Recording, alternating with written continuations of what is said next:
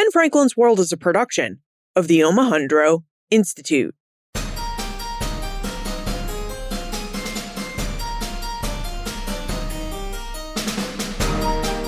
Hello, and welcome to episode 300 of Ben Franklin's World, the podcast dedicated to helping you learn more about how the people and events of our early American past have shaped the present-day world we live in.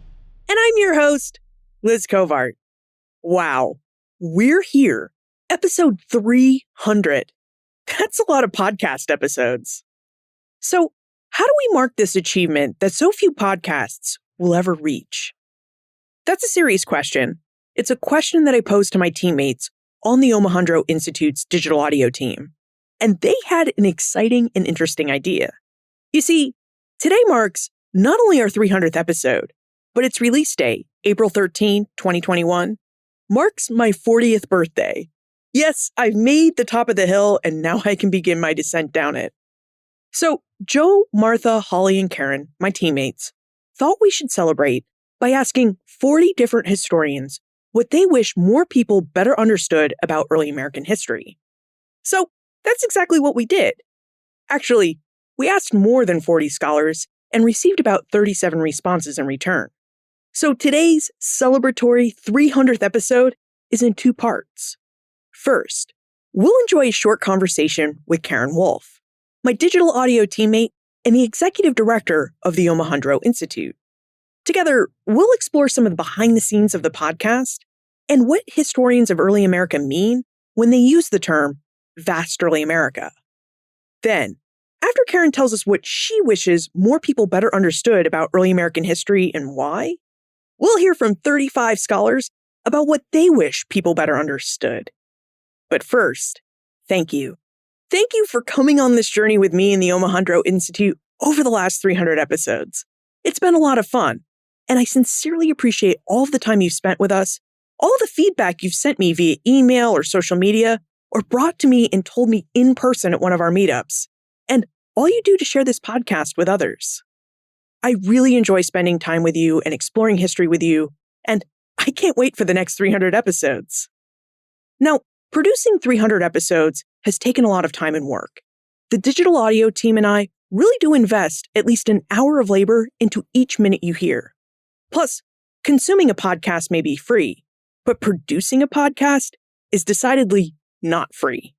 It requires a fair bit of money to pay the team for its labors, plus to support hosting and engineering costs. Now, you can help support these costs by joining the Ben Franklin's World subscription program and becoming a subscriber. It's quick and easy to become a subscriber. Just visit benfranklinsworld.com/subscribe. That's benfranklinsworld.com/subscribe. Okay, are you ready to celebrate like it's episode 300? Let's get this party started.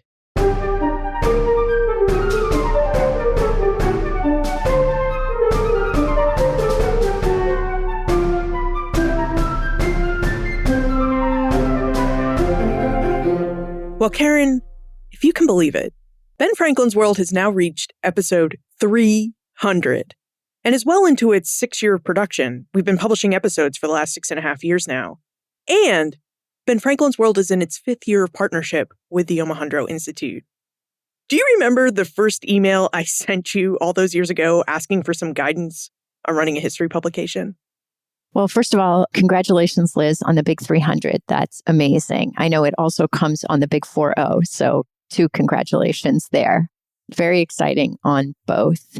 Great achievement. And yes, of course, I remember that email. And I also remember our conversation because I was in my car driving, which is where I used to have all my conversations before the pandemic. So I remember it very well. I remember chatting about how you were starting this podcast and wanting to talk about how history communication was changing. Yeah. And I think for me, the biggest point in that email was I really needed to know how to tell my colleagues no politely because I had started the podcast and it took off really quickly. I mean, we went from 288 downloads in our first month of release in October 2014 to averaging 25 or 26,000 downloads by January 2015. So it was a hobby. And then all of a sudden it felt like you were like, no, Liz, what you have is a professional publication and you need to treat it that way. And I was like, Well, that's great, Karen, but I have no idea how to do that. Well, I'm glad to have been of help, and I'm glad that the OI has been a good partner in that. Yeah, and speaking of our partnership with the OI, as I mentioned, we've been partnering since 2016 when we released the first season of Doing History. And then in 2017, Ben Franklin's World became a full-time publication of the Omohundro Institute. So I'm wondering if you can reflect a bit on the partnership between Ben Franklin's World and the OI and, how the production of the podcast has really come to fit within the larger work of the OI.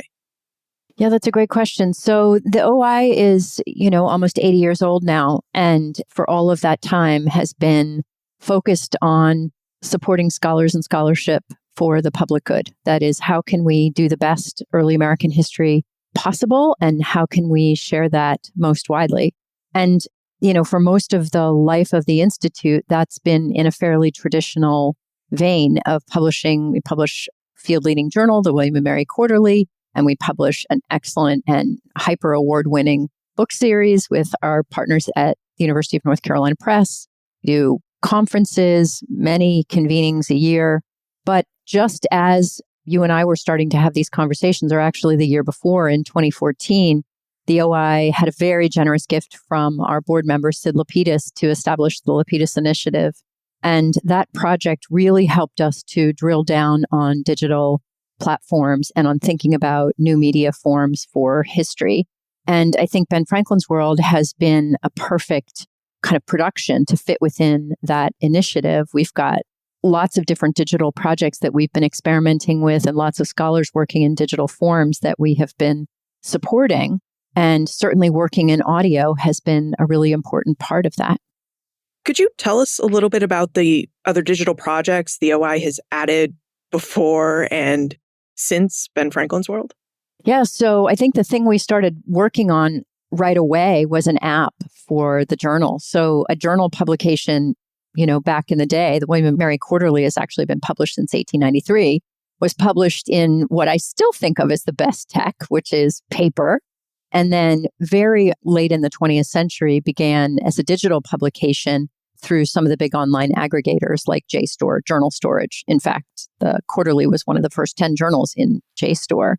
And we had a pretty robust digital presence for the journal and more our book publications as well. But we were really looking for a new way to integrate digital humanities scholarship into the journal and to be able to convey how digital modes of research and also digital modes of explanation could be a journal article, could be scholarship in a conventional understanding of research that furthers knowledge. So we developed an app actually with the support of Adobe Systems. And that was the first big digital project that we undertook. And the app, which is now in a 2.0, and you can read it at oireader.wm.edu. That was a super big deal for us. And that was pretty exciting. So that was probably the first big digital initiative. We've also hosted digital projects. You can find Colonial Virginia Portraits, for example. We'll soon be launching Song History. But we've also funded a group of pretty exciting and innovative collaborative digital archival projects through the Lapidus Initiative as well. So this is just a sample of some of the digital work that we've been doing. New media forms, new ways of supporting advances in scholarship. And what excites you most about new media in terms of getting the word out about early American history or doing the work of early American history? There are two dimensions to that. One is that scholars are working in different ways. Scholars are working in different media forms. So scholars are doing their research in different ways and they're conveying their research findings in different ways. They're doing GIS mapping. They're doing network analysis. They're doing deep kind of coding and big data work.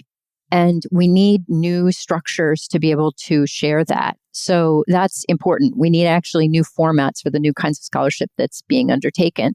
But I also think it's true that as we publish online and as we have audio reach, we're able to bring public audiences more and more into our work. Another project that I would mention is our partnership with the American Antiquarian Society to relaunch Commonplace, one of the first really online publications in early American history. It was founded in 2000, and we relaunched it last year. pretty exciting. And we're excited about the future of that as well. So new kinds of scholarship needs new platforms, and also these online platforms and audio forms help us reach the public in exciting ways. And I think one of the exciting things that we've been able to do with Ben Franklin's World since partnering with the OI is interact with these new mediums, right? During our first 2 seasons of doing history, we had presence on the OI Reader app, and we're now building a second presence on the OI Reader app 2.0, or the OI Reader is just what we're calling it now.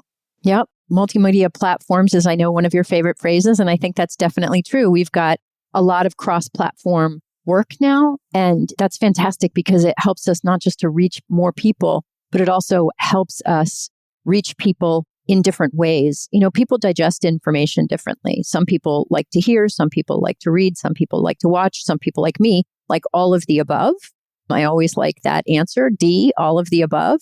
So yeah, I think that's been really great, incorporating information from Ben Franklin's World into the app, and also, you know, profiling books and things on the podcast. Now, I have to know, because we are at episode 300 and we've worked together for over 5 years now. So do you have a favorite podcast moment over the last 300 episodes, or perhaps even a favorite episode? Oh, I could never say that. No. They're all my favorite. I like them all. And that's actually true. I do appreciate them all. I think I'm especially proud of the Doing History series. You know, we've worked really hard to develop this series that looks at how history is actually done and helps explain how history is done. So, you know, I still have an enormous fondness for Doing History 1, How Historians Work, because that's, I think, a powerful series. And I think it's appropriate for so many different levels of students and teachers, especially. So I guess I'm going to have to go with Doing History 1, but I love them all. For me, it's always a case of what's my favorite shifts over time as we do something new and exciting. Like right now, I'm still really high on the World of the Wampanoag series that we did at the end of 2020, because, you know, that was our real big first foray into narrative podcasting. Like we'd done a couple test runs earlier in 2020, but we were able to pull it all together with music and narration and dynamic storytelling. And I guess that's what I'm most excited about right now. That's a really special series. There's no doubt about that. That's a special series. It's also, although we'd collaborated in, you know, deep ways on pretty much all of the series, that's the first one we actually said, okay, we were actually co-writing this one. So that's fun too. Yeah, we co-wrote that, and Mass Humanities helped us. So it was a really great series. Now, I'd like for us to talk about the idea that you've coined as Vast Early America. Because when I started Ben Franklin's World, my goal was to create a podcast that talked about the long 18th century, which Ben Franklin's life pretty much spanned. And I wanted to do so with an expansive view. You know, I grew up in New England, so I learned about early American history first through Plymouth, then through Jamestown. That's the order here in New England. Plymouth first, Jamestown second. And that was kind of my conception of early American history. But then I went to grad school in California, and all of a sudden, you know, California has an early American history, but it doesn't start with Jamestown and Plymouth. If you really want to get at early American history, then you need to start much earlier with Native American civilizations like the Nahuatl peoples and the Maya. And then, you know, of course, they bring in Spanish conquest. So it's an early American past. It's just very different than the one we grew up learning about on the East Coast. So that was kind of my goal, is I wanted to have this podcast that talked about early America in very expansive ways. And then in 2015, 2016, you coined this term and this hashtag Vast Early America, which I also think wants to take a wide view of early American history. So I wonder if you could tell us about the idea of Vast Early America, the development of the phrase, and what you hope to accomplish by coining this term. Well, I think in the beginning it was just descriptive. That is, this is what the scholarship has been showing us increasingly, is we just have early American scholarship that focuses West, Southwest, Northwest, across North America, the Atlantic world, very importantly, the Caribbean. Vast Early America was really describing what scholars were doing with early American history. So, you know, as a kind of origin moment, I think it was really meant to be descriptive. And it's not just a geographical observation. It's also about chronology, because I think early American history can sort of run like, you know, sand in a glass, tipped over towards the Revolutionary period and towards a kind of explanation of how the American nation comes to be. But early American history is much deeper than that and has a much longer chronology than that.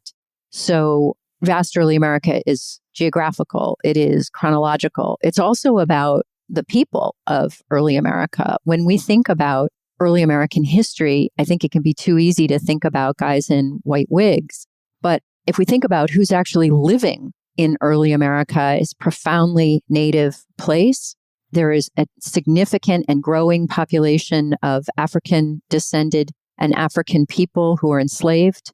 And it is a polyglot of European settlers. So vast early America is geographical, it's chronological, it's demographic, and also it's methodological, because in the last 2 decades, scholars have been doing really exciting work with new methods of approaching the early American past. So vast early America tries to incorporate all of that expansiveness, all of that complexity, all of that enormous potential in explaining the early American past. You know, you've written a lot about vast early America for publications like the National Endowment of the Humanities magazine and other places. And I think at one point I read that you said at minimum, you really need to know at least 400 years of history, 4 different continents worth of history, and many different cultures worth of history to really be a scholar of early America. Yes, well, my graduate students who are taking field exams will say that vast early America is it's not a field that you can really comprehend. You know, one could study and really comprehend the scholarship on slices of the early American past. But I think just that observation itself is important. That is, when we say, I am a scholar of, if you say, I'm a scholar of early America, you're really claiming a lot. And I am not a research scholar of vast early America. My research focuses on British America in the 18th century. That's the thing I know. My colleague Fabricio Prado is not a scholar of early America. He is a scholar of South America and the Spanish Caribbean. And, you know, my colleague Josh Piker is not a historian of early America. He's a historian, a research scholar of Native American history, particularly in the native Southeast. So I think part of what vast early America asks us to do is to specify the early America where we really have expertise. That's quite important. I can be a generalist, and I certainly teach vast early America. I speak about it a lot. I travel around and chat with people about it a lot. But as a scholar, as a research specialty, no, I'm not a research specialist in vast early America. I think anyone who suggests that they are is, I don't know, having something better for breakfast than I've had. On this point, I wonder if you could discuss what it means to study vast early America. Well, I think there are kind of 2 dimensions here. One is thinking about how vast early America differs maybe from what you were talking about as the traditional East Coast British American focus of your childhood histories. And the other is what it really means for United States history. So the first I've already talked about, that is just thinking about early America, just in having a more capacious understanding of early America. The other is how it relates to the history of the United States, because, you know, you just referenced vast early America as kind of 400 years and 4 continents of history. And not all of those places became the United States. So how does early America relate to the United States? There had been a relatively straightforward answer to that, which is if you focus on the 13 British colonies in North America, you can make an argument about how those develop into the United States. Those are the colonies that revolted against British rule and that established the United States during the American Revolution. But how those 13 colonies and how the rest of the territory that becomes the United States relate is somewhat more complicated. A traditional historical trajectory is to move from east to west as the United States claims or conquers or acquires more territory, and to explain those places in the context of their becoming part of the United States. So we move to, let's say, with the Louisiana Purchase, the vast territory along the Mississippi River in the early 19th century, and then further west and so on with the acquisition of states, well, territories, and then becoming states in the mid and then later 19th century. And I think there are kind of 2 problems with that. The first is that those places, whether it's California, where you went to graduate school, or Colorado, where my mom grew up, or Seattle, where my sister lives, those places have an early American past too, and they're no less relevant to our understanding as Americans now than Boston at the moment of the Tea Party, for example. Those places have an early American past that as Americans, as citizens of this nation, we ought to understand. And those histories of those places, again, they're profoundly Native histories. And those are histories that are much more complex than simply becoming American territories and then states might suggest. So that's one point about how thinking about this broader context for the history of the United States and a broader early America pertains. The second is simply that the continental United States, and even the United States plus Alaska and Hawaii, simply is situated within a much wider world right from the beginning. So even if you start with the 13 colonies of British America, those were not the only British colonies, even in their particular region. The Caribbean is profoundly important, and a reasonable argument is the Caribbean colonies are more important to the British Empire than the North American colonies were for a long time and for really critical reasons. And the Caribbean really tells us a lot about how the British colonies on the East Coast and then the United States come to be, in particular, deeply rooted in the histories of slavery and also of native dispossession. So one is you can't just talk about places and their histories once they become part of the United States. The second is that even when you look at the East Coast and those 13 colonies, you have to see them in a wider context in which they were understood at the time. Well, we've talked about history and how you can be a generalist in the history of vast early America, but you wouldn't really be a research scholar in the history of vast early America, although you might deal with aspects of vast early American history in your research. To really be a specialist and to really understand this capacious view of history, well, that would be a really difficult task. So now I wonder, Karen, with all of the scholarly specialization within the field of vast early America, what do you think are the most exciting developments that you've seen in the study of early American history? Well, I think arguably in the last 2 decades, I would say methodologically and also just in terms of just more information that we know and understand, scholars of slavery and enslaved people and scholars of Native American people and indigenous perspectives have really just lit up the field. Extraordinarily enlightening, important work that's really expanded and changed our understanding. Now, as you know, we're celebrating episode 300 and my 40th birthday by asking nearly 40 scholars what they wished more people better understood about the history of vast early America and why they wish more people had that better understanding. So, Karen, would you kick off this exploration by telling us what you wish people better understood about the history of early America and why you wish they had that better understanding? How long are you letting people talk for this, Liz?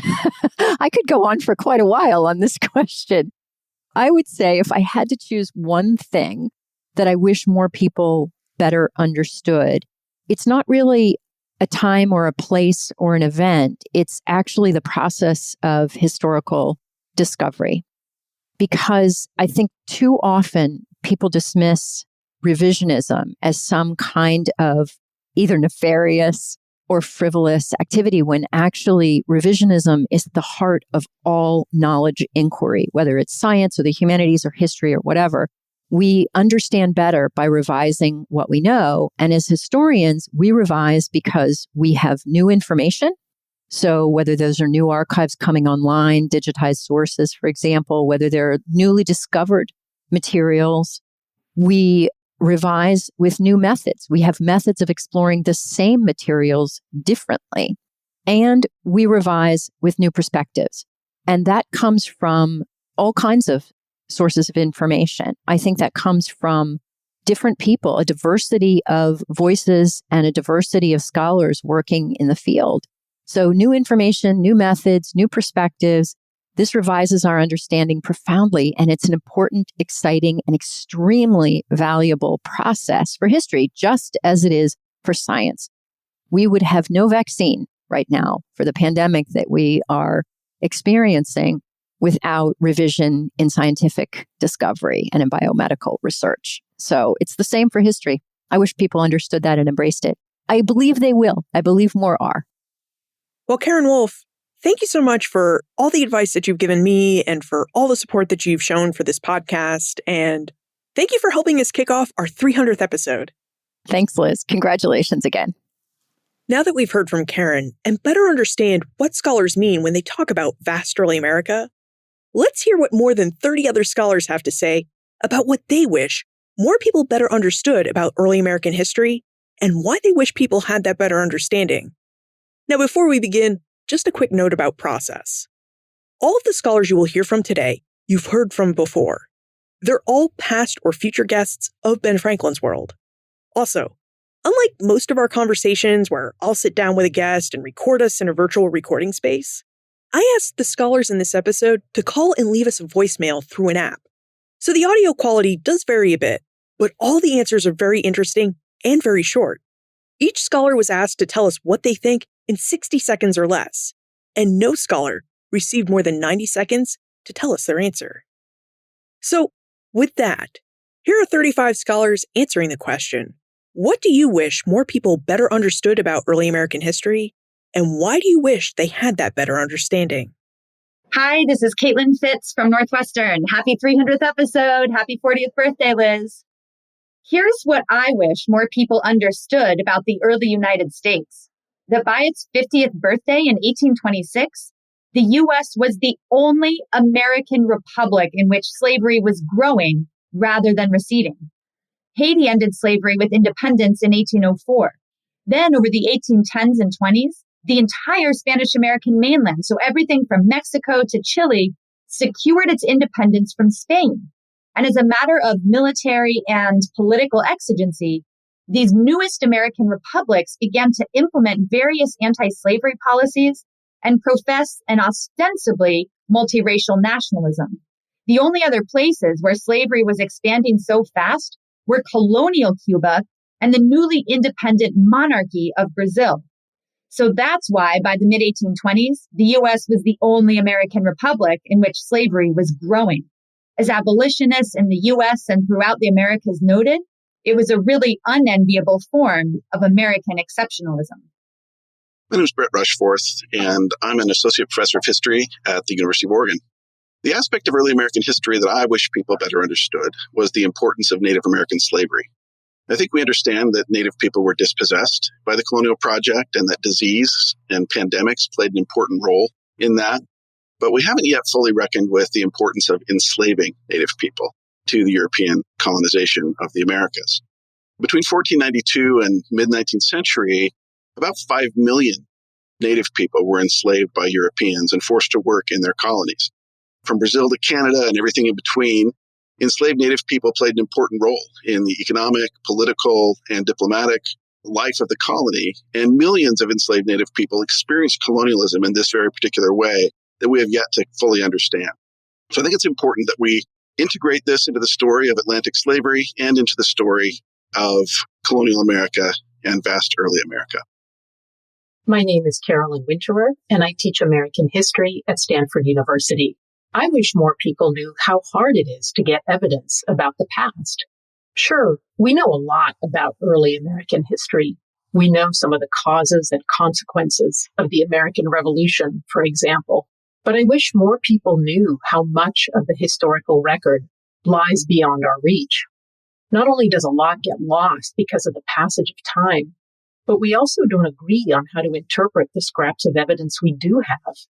And the further back in time we go, whether it's 1776 or 1619 or the year 20,000 BC, the earliest American history, the more of the historical record we lose, along with fundamental aspects of the human experience. We all need to be humble to be historians, whether of early America or any other time period. Marcus P. Nebius. What is one aspect of early American history I wish people better understood, and why? As we acknowledge Black History Month in 2021, we should also acknowledge that the January 6th mob that assaulted the United States Capitol building tapped into a deeply ingrained politics of racial hatred. Like the history of slavery, the politics of racial hatred form a foundational thread of United States history. Reactionary by nature, Such politics target efforts to bring about a more equitable and just America.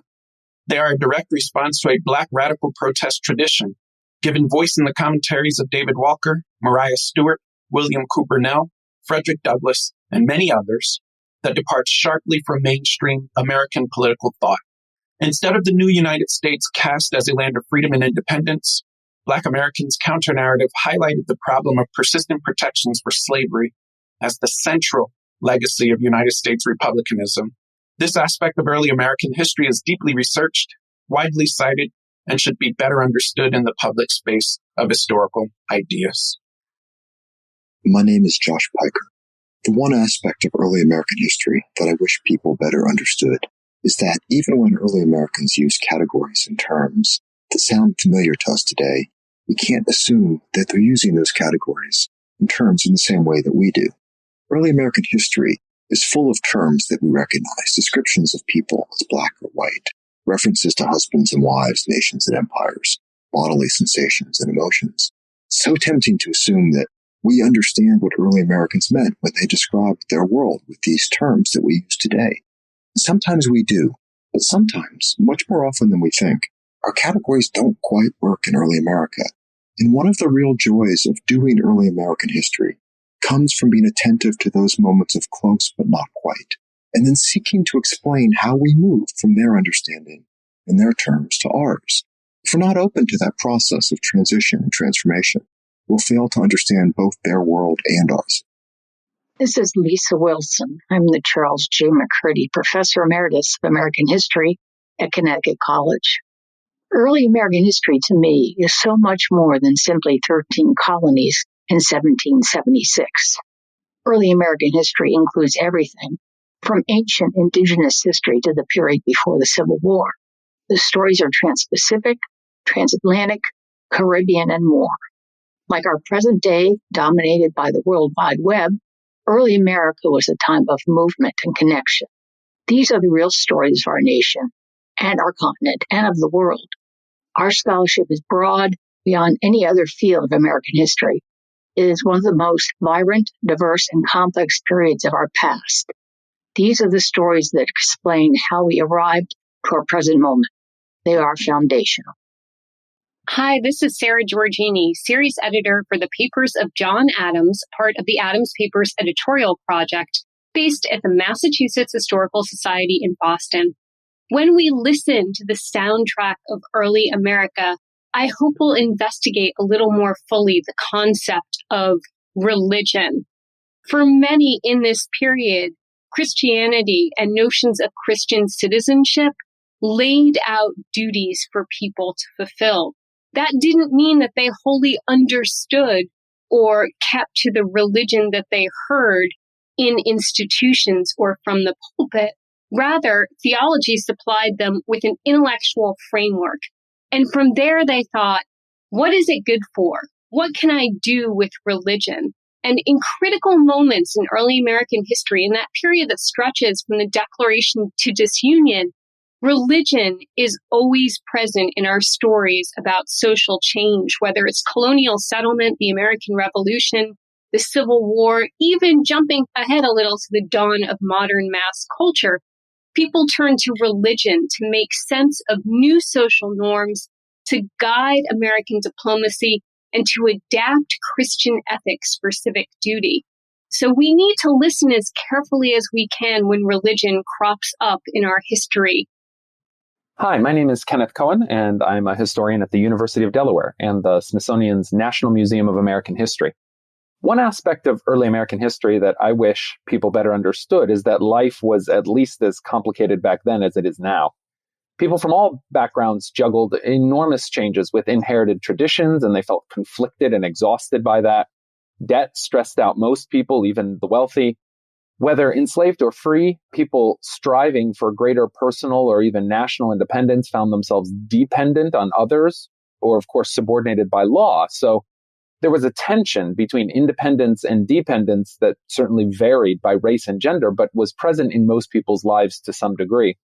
I think remembering that early Americans were human beings living complicated lives under difficult circumstances can help us learn more from them about how to live our lives in a difficult time, and frankly also how not to live our lives, than if we put them on pedestals or imagine them as simpler people living in a simpler time. My name is Bonnie Huskins, and I teach history at St. Thomas University and the University of New Brunswick in Fredericton, Canada. I'd like to know more about how the loyalists of the American Revolution negotiated the revolution. I'm specifically interested in those who returned home from exile. How were they and their families received? What of the majority of loyalists who never left the American colonies? How were they able to negotiate a coexistence with their former enemies? What does this tell us about the process of peacemaking in the United States? Lastly, I'm interested in how families and women particularly negotiated the revolution. I'd like to know more about women like Jane Bartram of Pennsylvania, who did not follow her loyalist husband into exile, instead petitioning for separation and articulating her own political identity as a supporter of the revolution. How many Janes are out there in the records waiting to be discovered? Hi, I'm Johann Neem, and I teach at Western Washington University. One of the things that I wish every American understood about the early American Republic is that the idea of the self-made man is a myth. No person can make themselves. We are all dependent, and our independence is the product of our interdependence. In the so-called age of the self-made man, women and men and girls and boys depended on institutions for self-making. This included households, but extended beyond to encompass churches and schools, voluntary associations and cultural organizations, businesses and government. At the heart of the American experiment are institutions, and American individualism was produced through these institutions. It is up to us to maintain the health of our institutions. Hi, I'm Jennifer Van Horn, Associate Professor of Art History and History at the University of Delaware, and the author of The Power of Objects in 18th Century British America. I wish people better understood enslaved people's relationship with art in early American history. Scholars have uncovered Black people's creativity as makers of material objects, but we're just beginning to uncover how enslaved people were involved with portraiture, the most common type of artwork in early America. We can think of Prince Dima, whose enslavers brought him to London to train briefly in a painter's studio, and then returned him to Boston, where Dima created portraits for patrons despite being enslaved.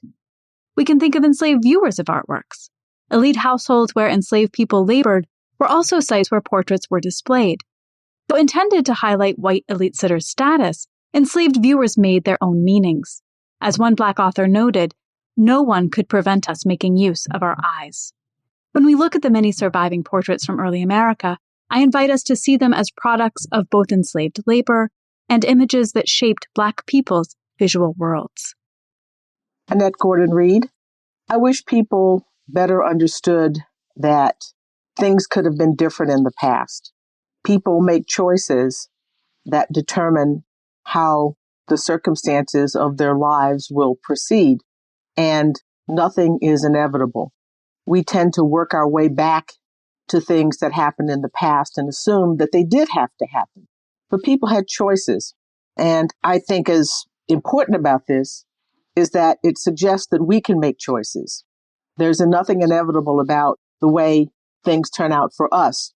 We have a hand in our future. And I think in that way, the past can teach us something.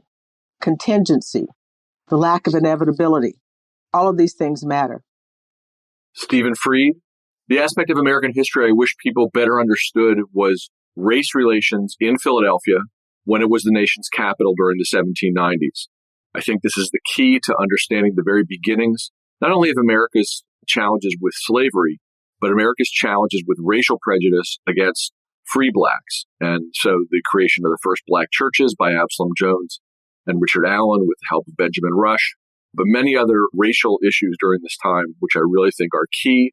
I see them interpreted lots of different ways, sometimes without access to all the original writings. And I just wish we would spend some time paying attention to everything we know about this time and trying to find out more about this time, to look at the issues of how free Blacks and white people in Philadelphia and across the country got along and talked about racial prejudice, because it's a key thing, and it's a key thing today.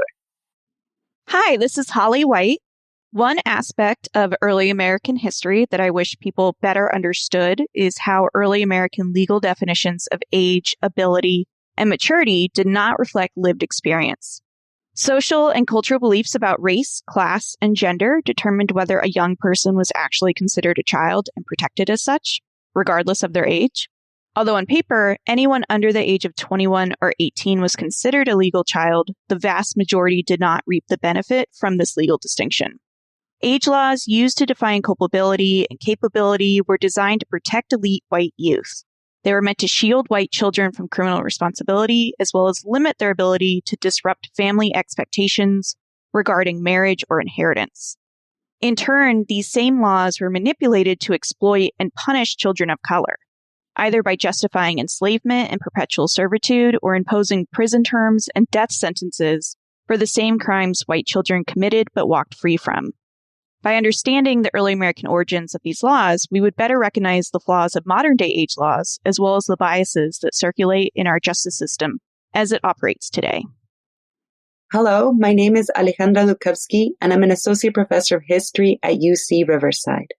One aspect of early American history that I wish people better understood is how vast the geographical scope and how long the chronological arc of early America really is.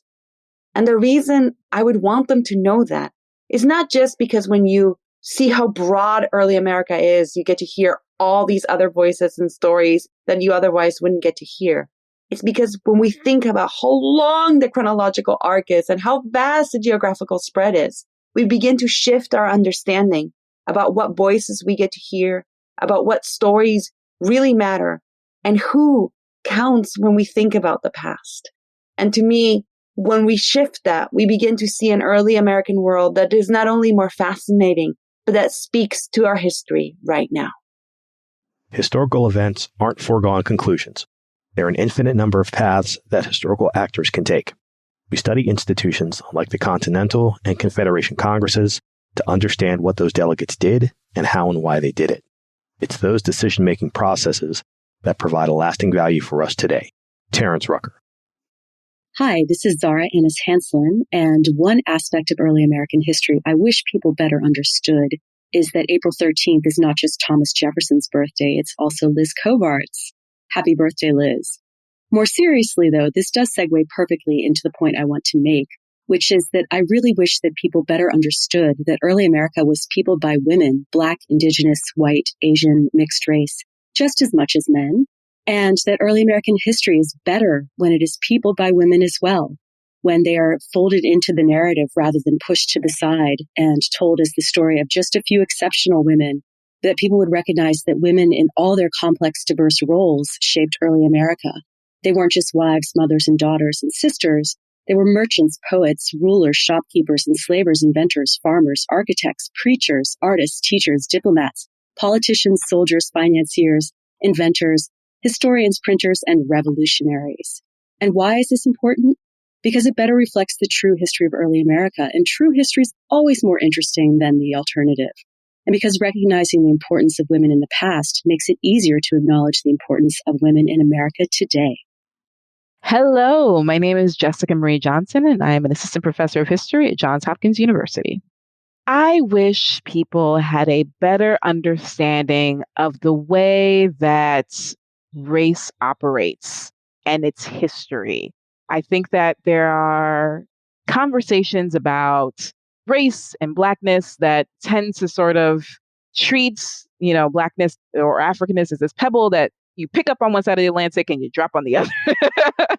And I think it's so important that we see and have a better understanding in that seeing the complexity of African identity, of African ethnicity, of African polities and social formations, that we have a better understanding of how those things change shape over time and space, of their malleability and dynamism, not just how static they might be. And if we have a better sense of what it means to become African American, to become Afro-Caribbean, to become Black on the other side of the Atlantic, I think that would actually really reshape a lot of how we understand the rise of colonial institutions, the rise and fall of the plantation complex, the different kinds of resistances that people engaged in, Black and otherwise, and the emergence of various wars, like even the Civil War. Hello, my name's Andrew O'Shaughnessy. I'm a vice president of Monticello and a professor at the University of Virginia.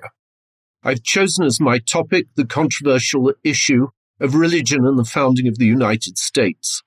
Thomas Jefferson, assisted by James Madison, was responsible for the Virginia Statute of Religious Freedom, which has historically played a major role in the interpretation of the clause on religion in the First Amendment and the division between church and state. Jefferson and Madison always favored speaking of religious freedom rather than just religious toleration. The subsequent debate has largely focused upon the extent of what Jefferson called a wall of separation. His views about the extent of the separation are clear from his creation of the University of Virginia, about which I've just completed a book to be published in August entitled The Illimitable Freedom of the Human Mind, Thomas Jefferson's Idea of a University. Because it was a public university, Jefferson insisted that it should have no chapel and no department of theology. Although he seemed to be agreeable to a room where students might privately worship, he effectively prevented the availability of such a space during his lifetime. The university was at the time the only secular university in the United States. Hi, I'm Julie Reed, an associate professor of history at Penn State University and a Cherokee Nation citizen.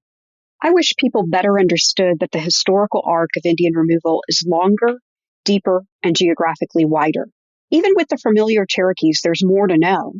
We need to say more names than John Ross. We need to understand the Revolutionary era Chickamauga-led internal reorganizations to appreciate the decades-long pressures Cherokees faced. We need to understand that Jefferson, before Jackson, promoted voluntary removal. We need to remember that in the midst of deep Cherokee political divides, an old warrior named the Glass, living in Arkansas, became literate in Cherokee syllabary as a result of the efforts of a little girl named Ayoka, who aided her father's syllabic invention. We have yet to learn the names of nearly enough enslaved people also hurt by removal, even though badass women scholars have given us a strong foundation to do so. We need to remember this is not simply a Southern or five-tribe story. We need to continue following the money. We need to remember not everyone removed. Longer, deeper, wider. I'm Ronald Angelo Johnson, the Ralph and Bessie Lynn Chair of History at Baylor University. I wish people better understood the relationships between Americans and the citizens of Haiti.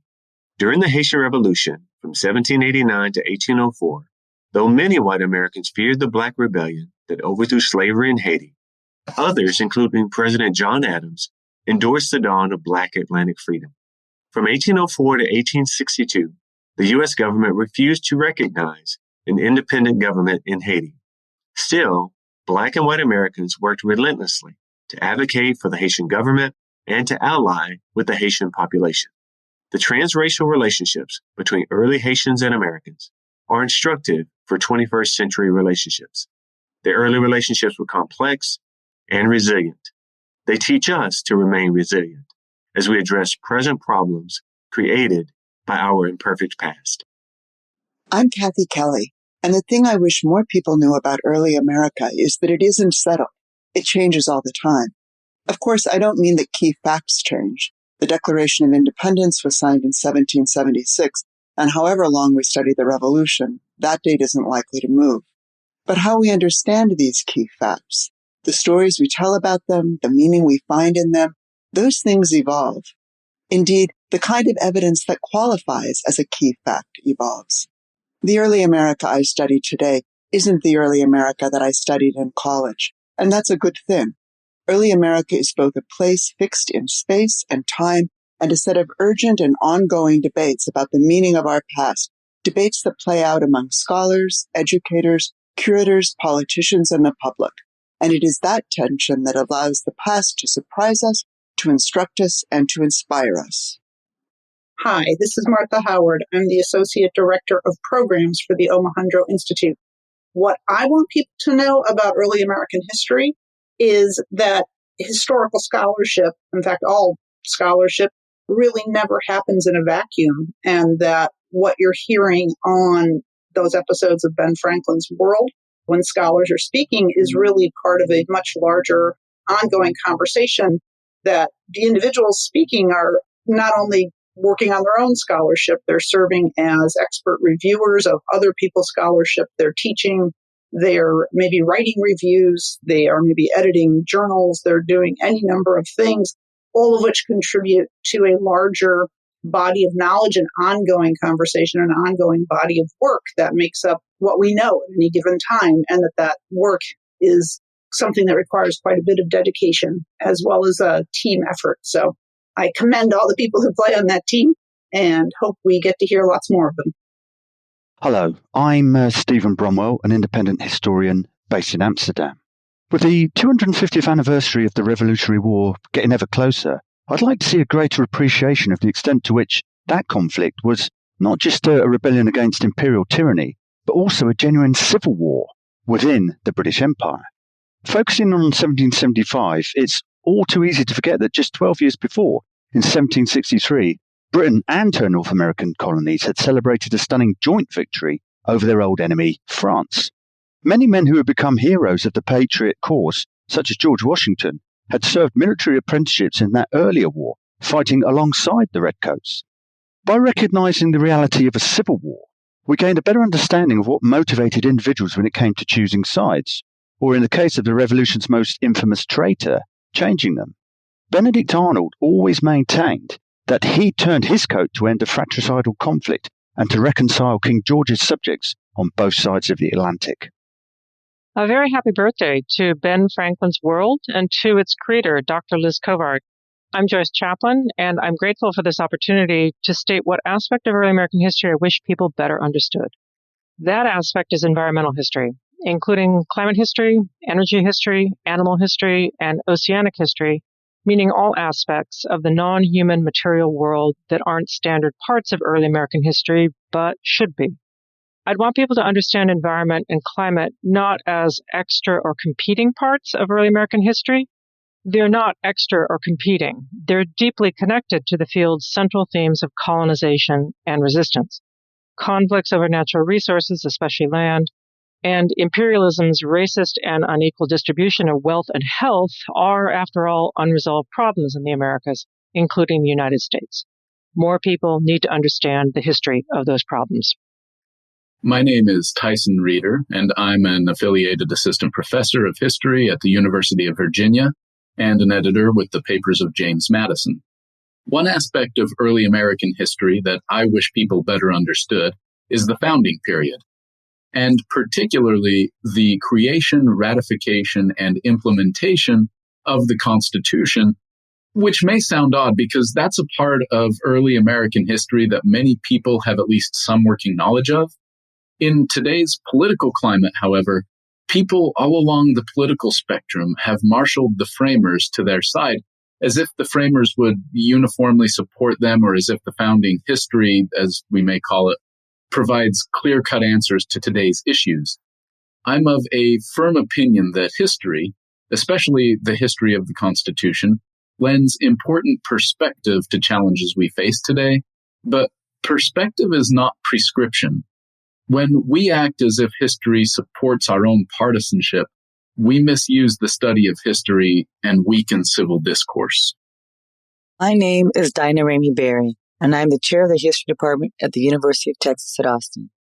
People of African descent were both free and enslaved in early America, and they too fought for justice and equality in a variety of ways. Although literal and legal shackles bound them to second-class status, many saw themselves as contributors to our great nation, and their desire was to create a space for life, liberty, and the pursuit of happiness. Hi, I'm Joe Edelman. I'm Associate Professor of History at Framingham State and Assistant Editor for Digital Initiatives at the OI.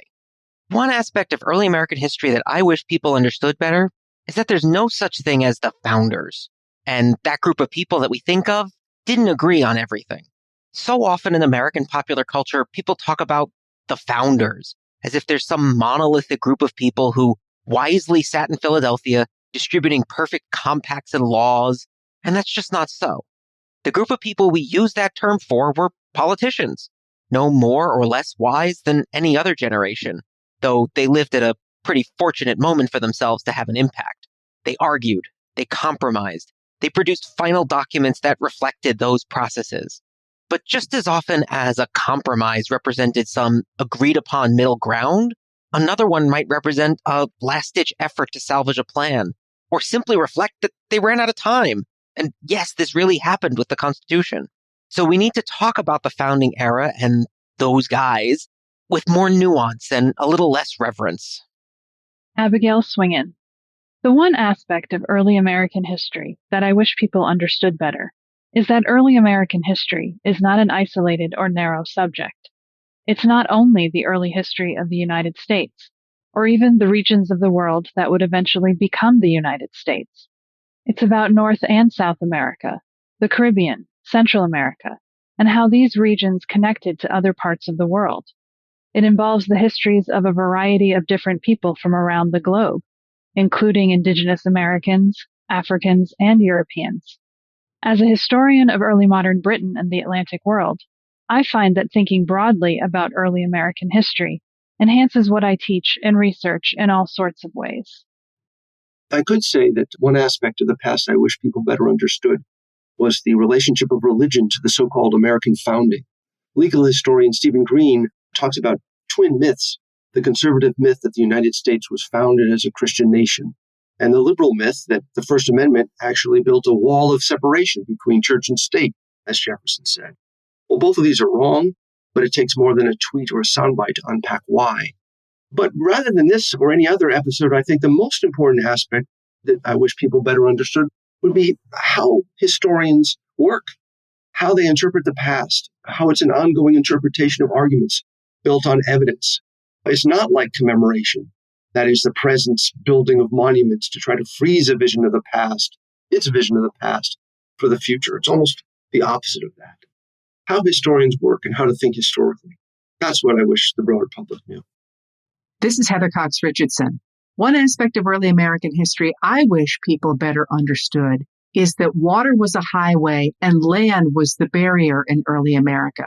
So then they would understand just how cosmopolitan seaports were and how tightly connected early America was to other countries. Hello, I'm Alan Taylor, and I'm very happy to celebrate Liz Cogart's Ben Franklin's World, which has made a world of difference for reaching a general audience. And what I would say that I wish a general audience understood better, and which I think they are starting to understand better thanks to Liz's work, is just how long the colonial period is, how it dwarfs the national history of the United States. And I think that we should start early American history with the first colonists, who were native peoples who came over perhaps 24,000 years ago, or at least 11,000 years before present. And there's a very dynamic history of change and adaptation in their world. Or if we start with the first European colonists, those would be the Norse, who came approximately 1,000 years ago. Or if we are very conventional and say we began in 1492, then there's still 2.5 centuries of colonial history, and indeed almost 3 centuries of colonial history before we get to the United States. And it is not sameness to that period, but there are dynamic changes in society and population. So that's what I wish people understood better. My name is Sarah Altshuler. I'm an associate professor at Northeastern University in Boston. When thinking about which aspect of early American history I wish people understood better, it would be that people in the past weren't stupid. And I don't think that we generally think this, but especially when it comes to talking about issues, especially in science and medicine, there's a tendency to want to laugh at people's beliefs. And I think this comes out of a place of insecurity. We want to believe that we know so much more now, and we do. But people in the future will also laugh at some of our beliefs. So it would be good if we were a bit more humble and compassionate towards scientific and medical beliefs in the past. And by this, I don't mean that we should be sympathetic to racist, sexist, ableist, homophobic, xenophobic ideas from the past. I actually think that kind of sympathy, which is to say that somehow these were bigoted ideas that were of the time and they should get a pass, I think that that's the flip side of the same issue. That here too, because these ideas seem unenlightened, it's fittingly another way of congratulating ourselves on our own progress. This is Erica Armstrong Dunbar.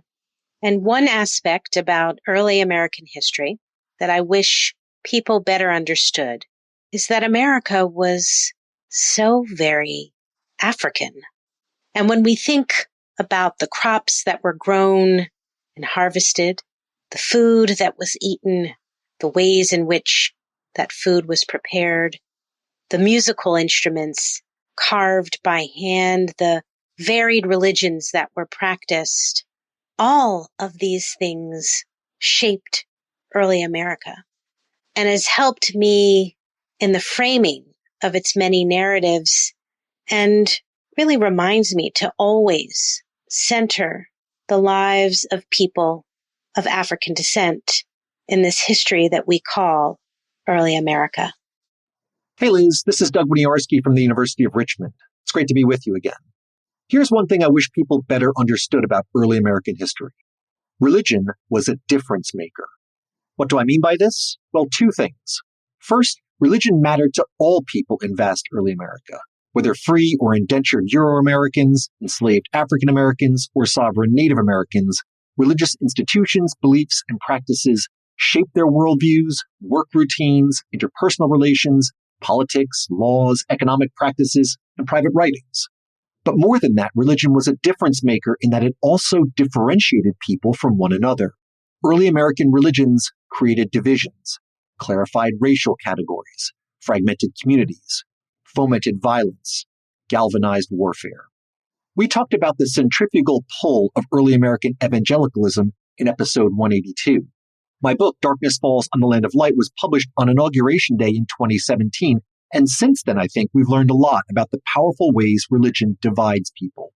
Historians of religion in early America have an important role to play in reminding all of us of the potentials and dangers of such difference-making cultural practices. Congratulations on the 300th episode of Ben Franklin's World. I can't wait to see what's ahead. So what do historians wish people better understood about early American history? A whole lot of things. They want us to know that early American history encompasses more than just the history of North America, that it begins before 1492, and that it encompasses the stories and pasts of a wide range of diverse peoples. Scholars of early America also want us to consider the work historians do to produce the histories that we love to read, watch, and listen to. Historical scholarship is by nature collaborative. It can take years to produce, and it changes over time as new presents impact the lenses with which historians view and consider the facts of the past. They also want us to know that early American history is complicated, which is what I think makes it inherently interesting to explore. Now, we've heard from 36 scholars and historians, and I'm our 37th historian.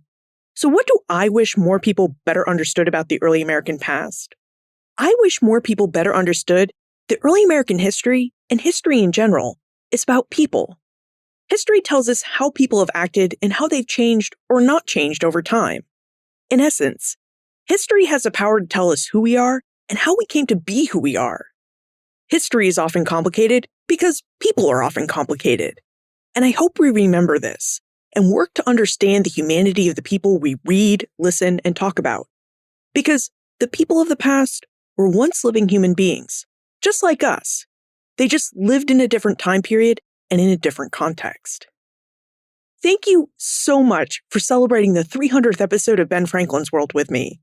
I look forward to investigating more topics and people with you as we move towards episode 400. Now, we had a lot of guests on today's show, and if you'd like to learn more about our guests and perhaps get reacquainted with them through our original conversations, visit the show notes page, benfranklinsworld.com/300.